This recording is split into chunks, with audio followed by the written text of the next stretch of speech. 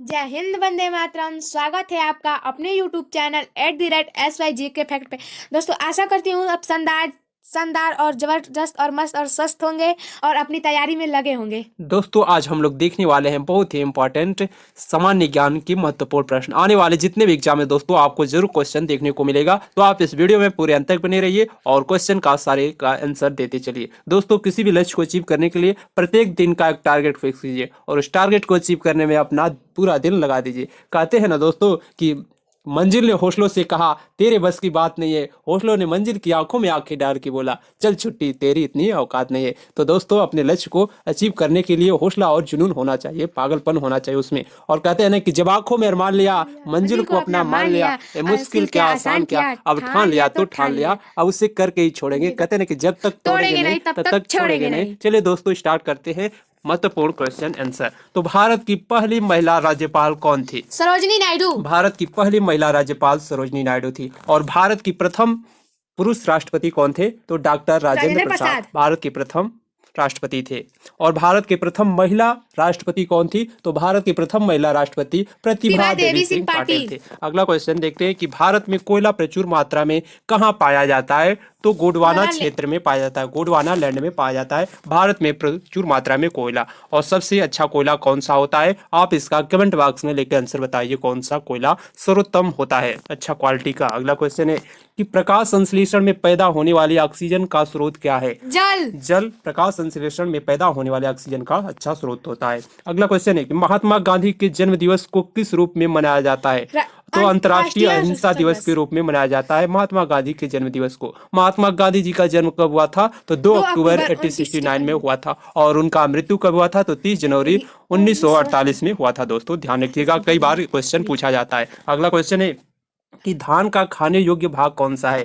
तो धान का जो खाने योग्य भाग होता है बीज होता है। अगला क्वेश्चन है कि गरीबी हटाओ का नारा भारत के किस प्रधानमंत्री ने दिया? इंदिरा गांधी ने गरीबी हटाओ का नारा दिया। अगला क्वेश्चन है, और दोस्तों इससे क्वेश्चन बनता है कि भारत की पहली महिला प्रधानमंत्री कौन थी? इंदिरा गांधी भारत की पहली महिला प्रधानमंत्री थी। अगला क्वेश्चन, मूंगफली का सर्वाधिक उत्पादन किस देश में होता है? तो मूंगफली का सर्वाधिक उत्पादन भारत देश में होता है। अगला क्वेश्चन है कि ऑस्ट्रेलिया की पहली महिला प्रधानमंत्री कौन थी? तो जूलिया गिलार्ड थी। दोस्तों ये भी क्वेश्चन पूछा गया है। अगला क्वेश्चन है सबसे सरल एरोमेटिक हाइड्रोकार्बन कौन सा है? बेंजीन सबसे सरल एरोमेटिक हाइड्रोकार्बन है। अगला क्वेश्चन है कि माउंट एवरेस्ट पर 2 बार चढ़ने वाले प्रथम महिला कौन थी? संतोष यादव। भारत की प्रथम माउंट एवरेस्ट पर चढ़ने वाली पहली महिला संतोष यादव थी, जो कि 2 बार चढ़ी थी। अगला क्वेश्चन, और दोस्तों माउंट एवरेस्ट की लंबाई कितनी है?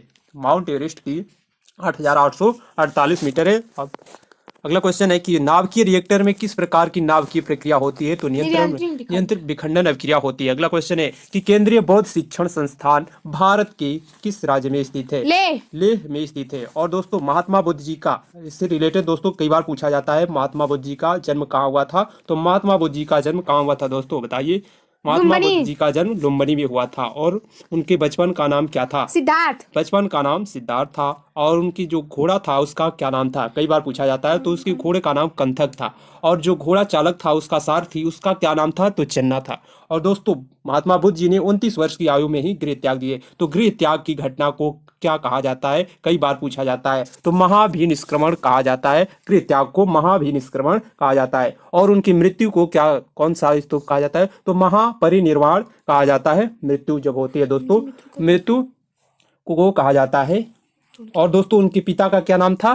शुद्धोधन। और उनकी माता का नाम माया देवी था। और उनकी पत्नी का नाम यशोधरा था।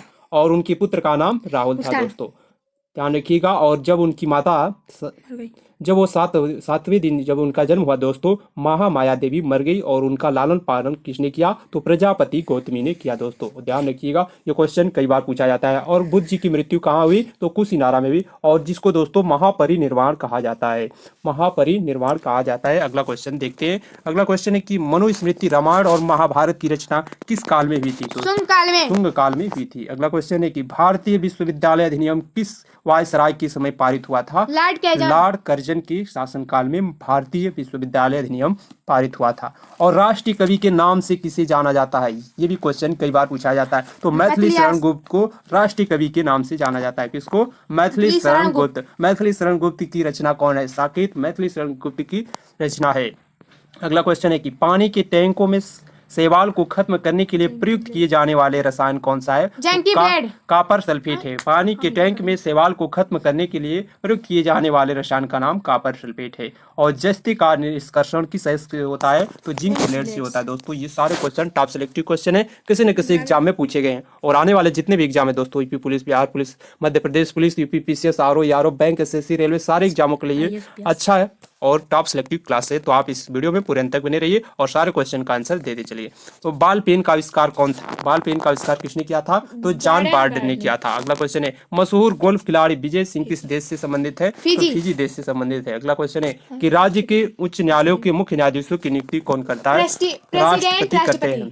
राज्य के उच्च न्यायालयों के न्यायाधीशों की नियुक्ति राष्ट्रपति करते हैं। भारत की राष्ट्रपति वर्तमान में कौन है? तो द्रौपदी मुर्मू भारत के वर्तमान राष्ट्रपति हैं। और वर्तमान उपराष्ट्रपति कौन है? तो जगदीप धनखड़ जी है। ध्यान रखिएगा दोस्तों। अगला क्वेश्चन है ऑस्ट्रेलिया व न्यूजीलैंड की उच्चतम न्यायालय को क्या कहते हैं? तो सुप्रीम पीपल्स कोर्ट कहते हैं। अगला क्वेश्चन है स्टॉक मार्केट का प्रभावपूर्ण नियंत्रण किसके द्वारा किया जाता है? तो सेबी के द्वारा किया जाता है, सेबी।